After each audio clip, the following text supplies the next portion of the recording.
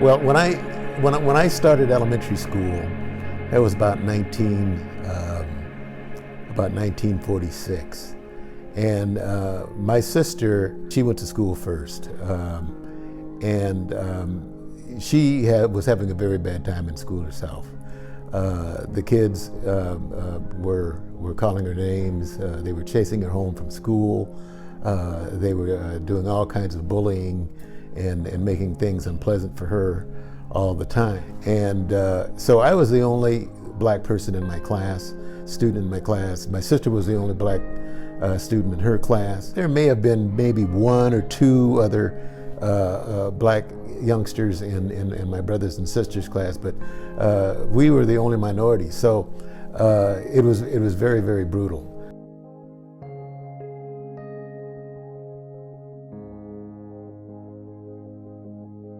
I grew up in a multicultural neighborhood, and it was probably one of, if not the poorest neighborhood in the city.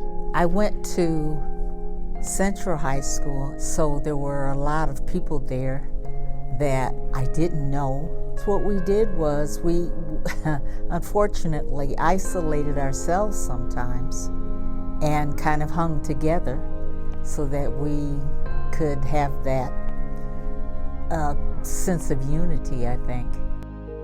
Two of the stories that was read quite consistently in those days was Little Black Sambo and also Tar Baby, and they were about black kids, and they were very poor images of black kids. They were black kids, families that had round faces, big red lips, googly white eyes, and kinky hair on their heads.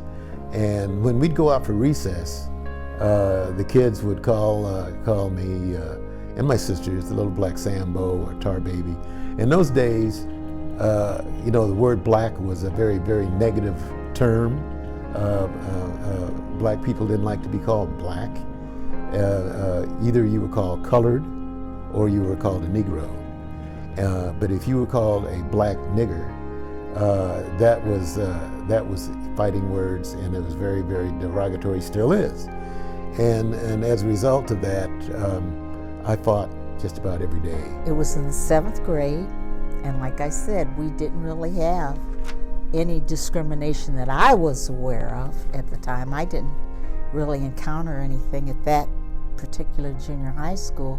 The boy behind me was a cut-up. When we were in English class, and she was also my homeroom teacher, and we had words like despise or distress or something like that, he'd say, "These spies ought to be arrested."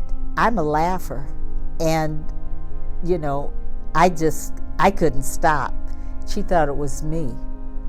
And she came back and didn't give me a chance to explain, grabbed me by my arm and grabbed me so hard. This is why I remember it. Her fingernails went through my silk blouse and into my skin. I think I was traumatized for a very long time. In fact, I know I was in that environment. I didn't think that I was ever going to graduate. I mean, it was torment all the time. I grew up in an interracial household. I don't ever remember thinking or feeling there was anything out of the ordinary about our family. I still don't think there is. I graduated from West High in 2004. Honestly, I can't recall a single instance of discrimination I ever faced during school. That's the thing. I think it's easy. I think we're very good at identifying those sort of historic forms of discrimination that we've been taught in school, like she can't sit in this space on the bus. He has to use that drinking fountain. They go to this other school. We're good at identifying those because we've been explicitly taught this group faced this type of discrimination. We've been taught that's what discrimination is or was. So when we see those with very specific behaviors, we think, oh yeah, well, that's discrimination then. But there's a lot of groups out there today that face discrimination, very bold, in your face discrimination, but because no one has sat us down and said that's discrimination and named it like that, we see it and we just don't even give it a second thought. We don't connect the dots between the examples that we know from the past and then those forms of discrimination that we see happening right in front of us today. And that's kind of sad, isn't it? I'm Jim Servog. I'm a 60-year-old guy, Sioux City, Iowa. I've been out and proud for probably the last 45 years of my life. I grew up in South Dakota in the 1970s, and at that time it was more different than you guys can probably even imagine, because people didn't even want to use the word. It was so revolting and disgusting. And the only time you used the word what we use as gay now, it would be if you called somebody a fag because you wanted to make fun of them. My name's Camden and I'm transgender. I got bullied in middle school just for the way that I dressed and stuff, because I was kind of like a tomboy, I guess. So it was kind of like once I got to high school, I felt like I needed to fit in and just kind of be whoever society thought that I should be. But I have had a lot of friends that are going through the same thing that I am, and they actually have gotten fired from their jobs and had a lot of pushback there. Most of mine's been online. A lot of people who think that I have like a mental disability or something, they will send me messages or just make posts and stuff about how they think that, you know, people like me shouldn't get to go through with their transition, or they basically just don't get to have the rights that everybody else does, which is really frustrating. When we celebrate Martin Luther King Jr. Day, I think sometimes people think to themselves, oh, that's just a black holiday or whatever. I don't think King's message was just about blacks or those specific forms of discrimination that they faced. And if we limit it to that, we seriously handicap the profundity of what he had to say. It's like pushing it into the past and saying, oh, that was something that had significance then, but now it finds itself irrelevant or doesn't really matter anymore. It couldn't be more relevant. King's message wasn't just for blacks. There's no doubt that they were the primary recipients of it. They needed that and they certainly benefited from it. But his message was bigger than that. It was for any marginalized group.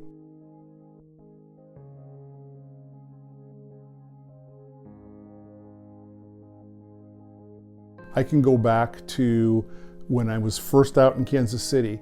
I remember my partner and I and a couple other friends were just walking across the street after having dinner. A carload of guys goes by and they're all hanging their heads out the window. Fags, fags, fags.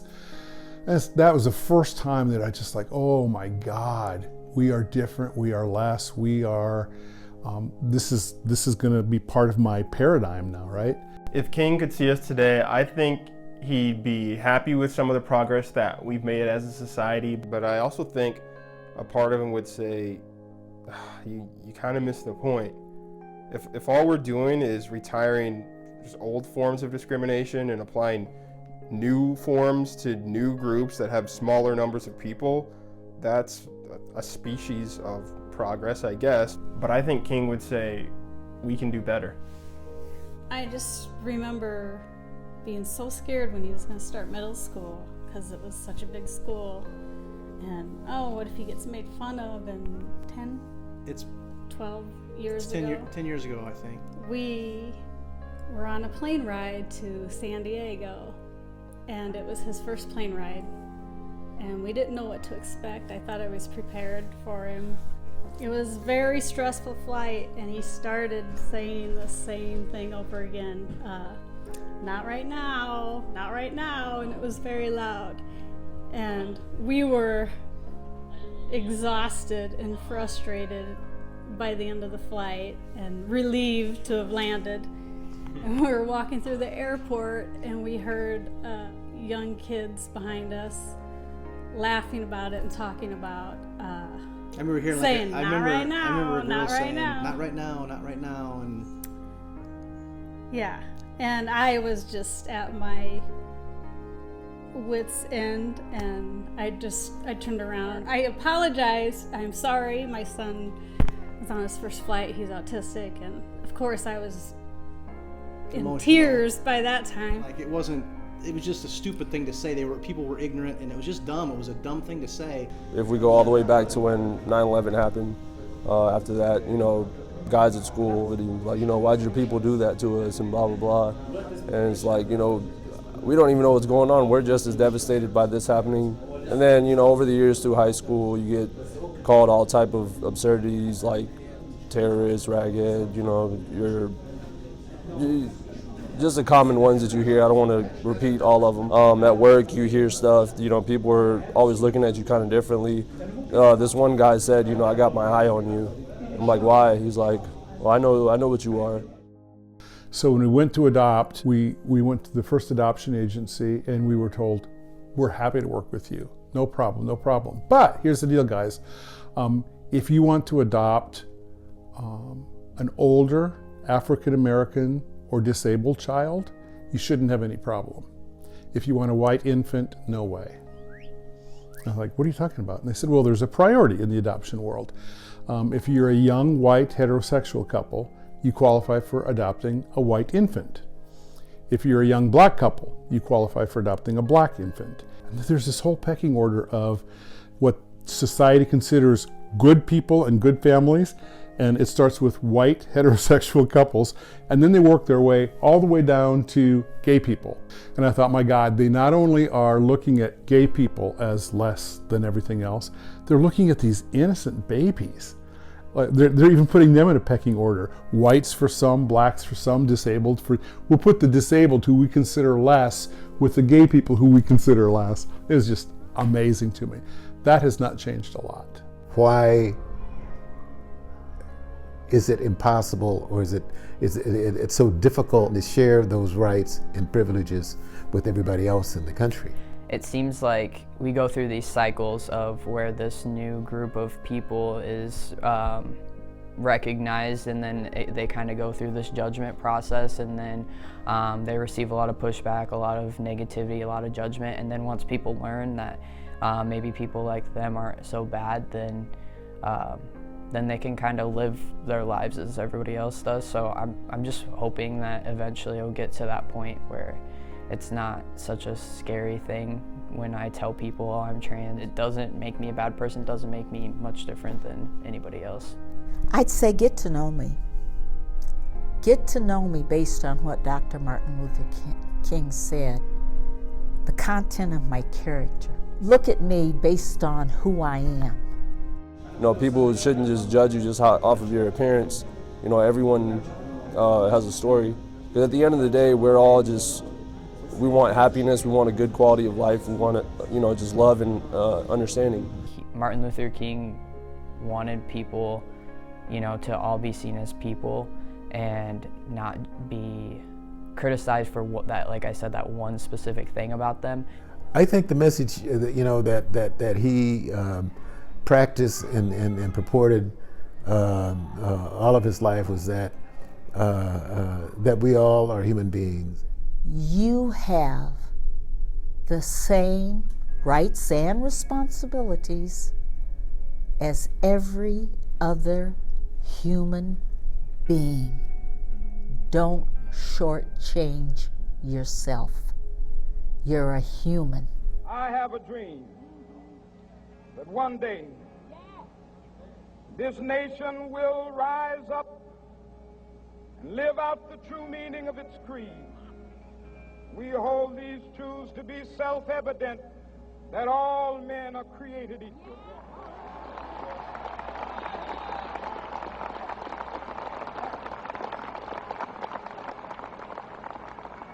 We will be able to speed up that day when all of God's children, black men and white men, Jews and Gentiles, Protestants and Catholics, will be able to join hands and sing in the words of the old Negro spiritual, free at last, free at last.